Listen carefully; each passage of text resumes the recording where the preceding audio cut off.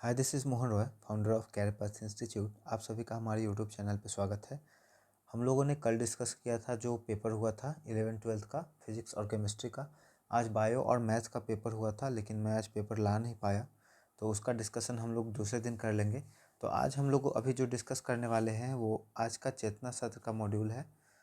यहाँ पे शायद ये ऐड नहीं हुआ है, ये मैंने तो ऐड किया था।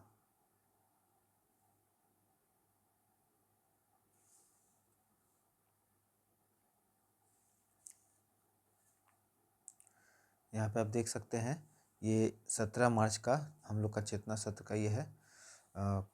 PDF आया है आज, तो इसको हम लोग डिस्कस करेंगे। तो सबसे पहले यहाँ पे शुरुआत जैसा हम लोग का होता है आज के दिन के बारे में। जो 17 मार्च है वो क्यों खास है आज के लिए।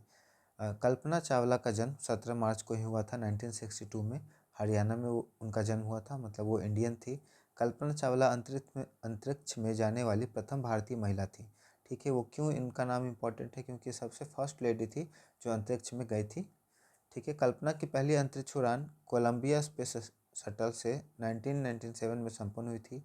वो कोलंबिया अंतरिक्ष यान आपदा 2003 में मारे गए 7 यात्री दल के सदस्य में से एक थी। ठीक है, तो वो 1997 में गई थी, और उसका 2003 में जो 7 पर्सन्स लौटते समय जो क्रैश हो गया था प्लेन जिसमें मरे थे, उनमें कल्पना चावला भी थी। ठीक है, उसके बाद आता है साइना नेहवाल का नाम। इनका जन्म 17 मार्च 1990 को हुआ था। हिसार के हरियाणा में हुआ था।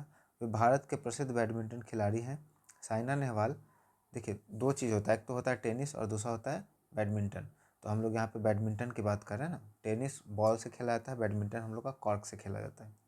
तो पूछा जा सकता है कि साइना नेहवाल किस खेल से जुड़ी हुई हैं। साइना नेहवाल भारत सरकार द्वारा पद्मश्री, पद्म भूषण और भारत का सर्वोच्च खेल पुरस्कार राजीव गांधी खेल रत्न पुरस्कार से सम्मानित हो चुकी हैं। देखिए, आपको याद रखने के लिए यहाँ पे है, भारत का सर्वोच्च खेल पुरस्कार कौन सा है, तो राजीव गांधी खेल रत्न पुरस्कार।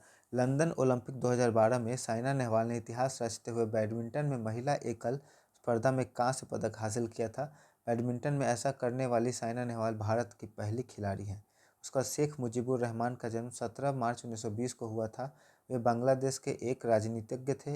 वे बांग्लादेश में राष्ट्रपिता के नाम से जाने जाते हैं, उन्हें राष्ट्रपिता कहा जाता है। उनके प्रयासों से ही बांग्लादेश अस्तित्व में आया था, मतलब बांग्लादेश को पाकिस्तान से आज़ाद कराने वाले शेख मुजीबुर रहमान ही हैं। और इनकी बेटी का नाम शेख हसीना है, जिनको वहाँ के लोगों ने क्या किया, जब ये आंदोलन हुआ तो उसके बाद वो आकर के भारत में भी रह रही हैं। ठीक है, चार्ली चैपलिन बोलते हैं, हंसी बिना बिताया गया दिन बर्बाद है, पहला बात। दूसरा, सोशल मीडिया से नहीं असल ज़िंदगी से जुड़िए। ठीक है, ये पता नहीं किन्होंने बोला है, अज्ञात, यहाँ पे कोई नाम नहीं है।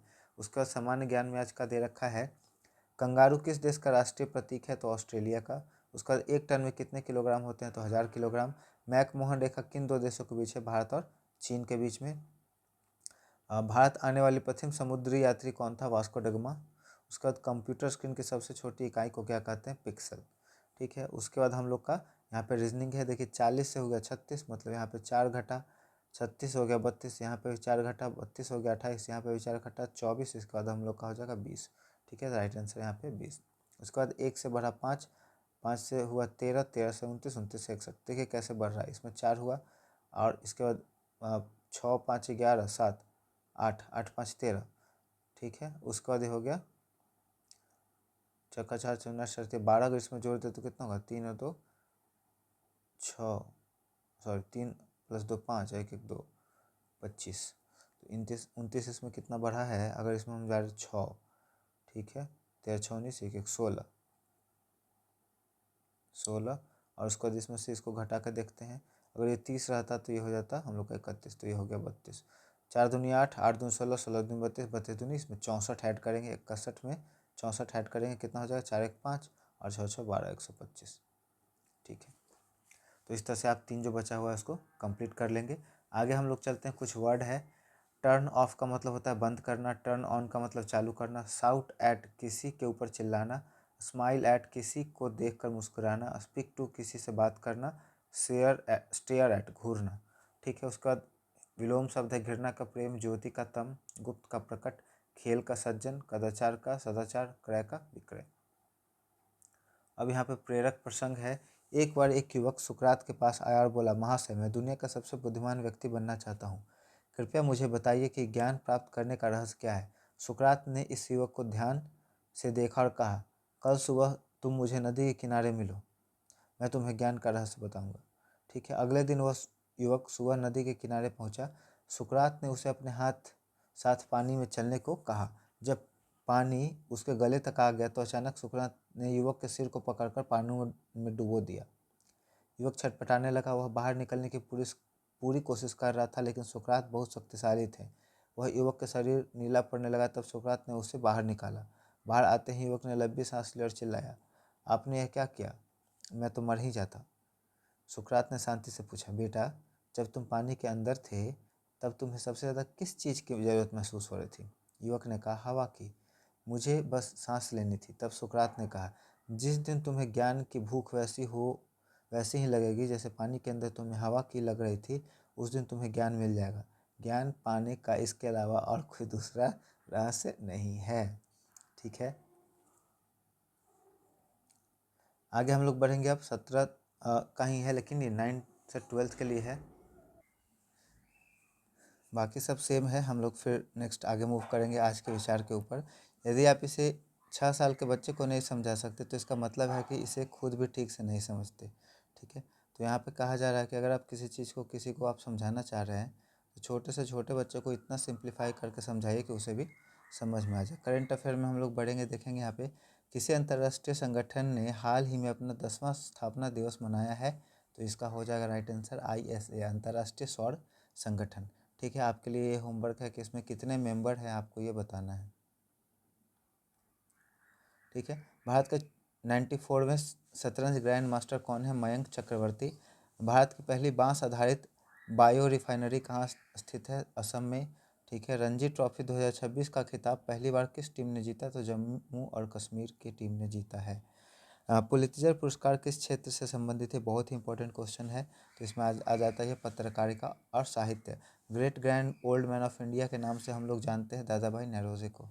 संविधान की प्रस्तावना में अब तक कितनी बार संशोधन हो चुका है? एक बार, 42वां संशोधन। मॉन्ट्रियल प्रोटोकॉल किससे संबंधित है? ओजोन परत के संरक्षण से। भी आपके लिए इंपॉर्टेंट हो जाएगा। रेड डाटा बुक का पब्लिकेशन कौन करता है? तो IUCN इसका राइट आंसर होगा। उन्नति का उल्टा अवनति, ऐश्वर्य का दरिद्र, कनिष्ठ का ज्येष्ठ, जंगम का स्थावर। ये आपके लिए इंपॉर्टेंट हो जाएगा। यथार्थ का कल्पना, आह्वान का विसर्जन। ब्रिंग अप का मतलब पालन पोषण करना।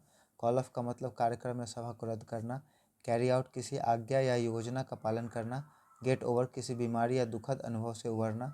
गिव अप प्रयास छोड़ देना या हार मान लेना। उसके बाद हम लोग देखेंगे यहाँ पर बिहार विशेष में सिख के 10वें गुरु गुरु गोविंद सिंह का जन्म पटना में कब हुआ था? 22 दिसंबर 1666 में। बिहार को एक अलग प्रांत बनाने की मांग का नेतृत्व किसने किया था? सच्चिदानंद सिन्हा और महेश नारायण ने। बिहार में होम रूल लीग के प्रथम अध्यक्ष कौन थे? मजरूल हक। बहुत ही ज़्यादा इंपॉर्टेंट है ये। बिहार स्पेशल जो भी एग्जाम होगा उसमें ये क्वेश्चन पूछा जाता है। तुगलक काल में बिहार की राजधानी कहाँ थी? बिहार शरीफ। ये भी इंपॉर्टेंट हो जाएगा। और ये है नीचे रीजनिंग, इसको आप खुद से कर लीजिएगा। तो आज का हमारा यही वीडियो था। मुझे उम्मीद है आपको वीडियो पसंद आया होगा। अगर आपको हमारे चैनल को सपोर्ट करना है तो चैनल को सब्सक्राइब कर सकते हैं। Thank you so much.